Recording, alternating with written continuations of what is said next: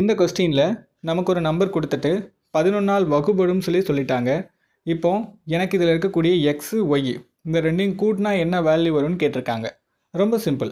First ஒரு number 11ஆல் வகுபடுமா வகுப்படாதா அப்படிங்கிறத கண்டுபிடிக்கிறதுக்கான method உங்களுக்கு தெரியணும். நான் 121ங்கிற இந்த நம்பர் எழுதிக்கிறேன்.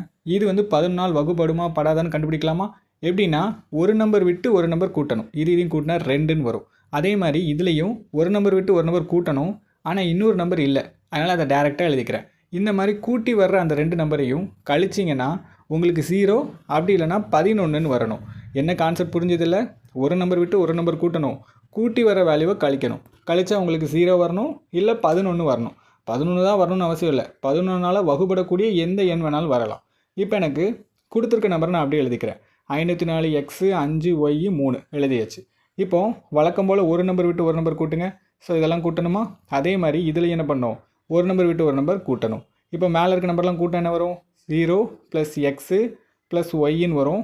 அதே மாதிரி இந்த நம்பர்லாம் கூட்டினா என்ன வரும்? நமக்கு 5 + 4 + 5 + 3ன்னு வரும். ஸோ அதை அப்படியே எழுதிக்கிறேன். ஓகேவா? +5 + 3ன்னு எழுதியாச்சு.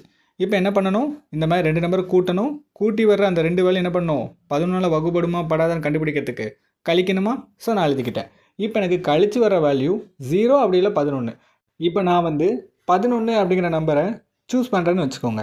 ஒருவேளை அது 11ஆக தான் இருக்குன்னு அவசியம் இல்லை, 22ஆகவும் இருக்கலாம், 33ஆகவும் இருக்கலாம். ஏன்னா நமக்கு என்ன கான்செப்ட்டு, 11ஆல் வகுபடக்கூடிய எண் தான் கான்செப்ட். அதனால் என்னால் 11 சூஸ் பண்ண முடியாது. நான் 0வை சூஸ் பண்ணிக்கிறேன். =0ன்னு எழுதிக்கிட்டேன். இப்போ இது எல்லாத்தையும் கூட்டினா எக்ஸ் + ஒய் மட்டும்தான் இருக்கும்.